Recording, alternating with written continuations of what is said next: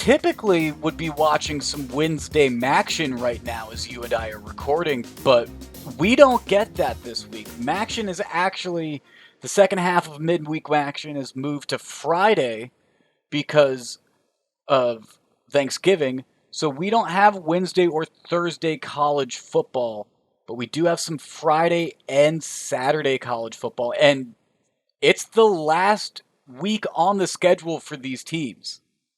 Yeah, there will be the Egg Bowl on Thanksgiving, Higgins, which is Yes, I was wrong. always a That lot of is on fun. Thanksgiving. Yeah, so there's some, I guess you could call it midweek college football, but there will be some Thanksgiving college football. But you're, of course, cannot get over the fact that you lived in Nebraska for a small portion of your life.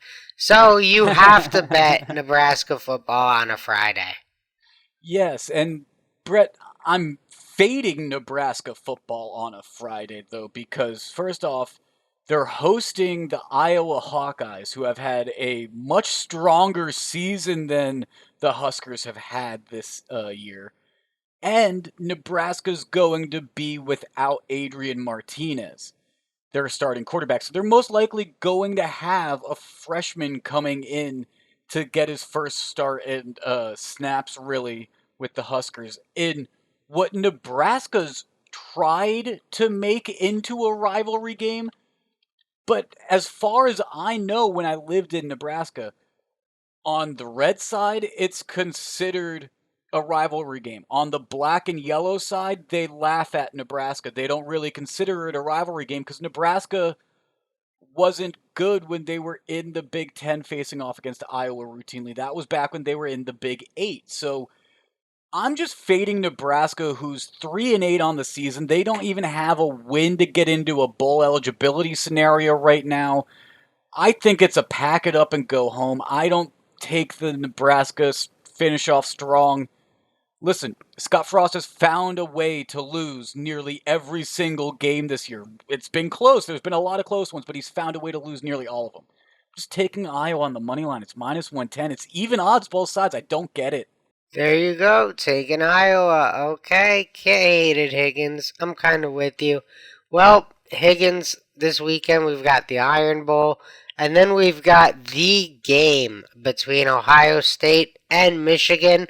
And Higgins, the game is at Michigan, so I understand if you want to take 3 points and slide it off Ohio State, right? But to see Ohio State minus 7.5 in a game they've won for I don't know if the number is actually 15, but it feels like 15 straight years, Higgins. That just seems crazy to me. That seems like this number needs to start at 10, and the sportsbook should be hoping it gets bet up, and maybe Michigan keep it within 2 scores, but look, I like this Michigan team. I think they run the ball well. I think their quarterback play's been pretty good between McCartney and McNamara. So yeah, I get the respect for Michigan a little bit, but 7.5 just I mean I've seen 15 years of Ohio State beating Michigan. Yeah, I guess Michigan's the best against the spread in the Big Ten this year. They're 9-2, so they didn't cover against Michigan State, which they were favorites, but they lost outright. So obviously they didn't cover that one. And then they were 20-point favorites over Rutgers, and they only won that game by 7.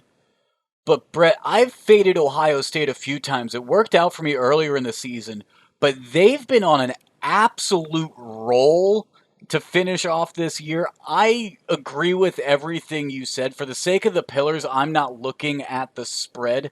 If I were to be on this game, though, Brett, minus 300 for the money line sounds like a perfect parlay partner. Yeah, Sounds definitely. like a good parlay builder. Definitely a good parlay builder, Higgins. Hopefully, someone can find some value with that. But Higgins, I'll go to a different rivalry game and see if I can pique your interest here. Florida and Florida State, both down right now, but Florida, one of the talent rich states in the country. These teams always fighting for recruits. fighting for state bragging rights, Higgins. Florida fired their coach this week. You know what I'm doing, Higgins? Hopping on UF. We've had a little bit of a bad trend here. We lost the Va Tech game, although that one was close. Coach was fighting for us, pulling some crazy kicks and going for two, and he made it interesting for me at least. Florida with the interim here, 2.5-point favorites at home against the bad Florida State team. I think Florida gets it done, Higgins. I think they say it was Dan Mullen, it wasn't us, and they get it done here. The him not us game. So on top of a state rivalry game, we get your beloved fired coach scenario, Brett. You gotta love that. I should have known better. I should have known that you would have found that game. I almost forgot about that till I looked at the rundown today. There you go. Troy also fired their coach. So by the time we get to Saturday, Higgins, I'll probably be very interested in that Troy football game as well. Well, Brett, the last college football game I want to talk about is actually kind of the opposite of the fired coach game. This, I guess, is the signed to extension game. I mean, James Franklin kicked off the news with Penn State signing a 10-year extension with the Nittany Lions to be their head coach. So he's staying in Happy Valley. And then, Brett, we don't have the full details, but I did see right before we started recording, Mel Tucker got an extension with Michigan State on Wednesday night as well. That the details may still be getting hammered out or something like that, or we'll find out the details of that. But both of these teams have solidified who they want their head coach to be, or building off of the programs that have shown up rather well this year. And Brett, I've backed Penn State a few times this year. I've backed them when maybe not most people would. I'm siding with the public though slightly here, because Penn State has nearly 60% of the public's betting right now. Penn State minus 1.5. It started as a pick where I thought the team was going to be backing James Franklin, who just got the big contract extension. But now that Mel Tucker also got one, man, this is going to be a really fun game. This is going to be an interesting one on Saturday, Brett. And it's a great matchup in the Big Ten as well. You're talking about another one with that Ohio State Michigan one, but Penn State Michigan State's going to be a great game as well. Yeah, rumors had been circulating that Mel Tucker had been offered an extension, and there are some big job openings this year, Higgins. So we may have been trying to hold off a little bit, and then that Ohio State game happened, and he may have ran home and signed that thing. So, look, no hate at all. Get your money, coach. You well deserved. And same to James Franklin, right? Penn State. I don't know how happy or upset they are with how this season went, but you got to look at the program. You got to look at the job openings out there, and you got to say, Higgins, oh shoot, we can't lose this guy to a bigger program. So, good for these schools locking up their guys. They got good coaches.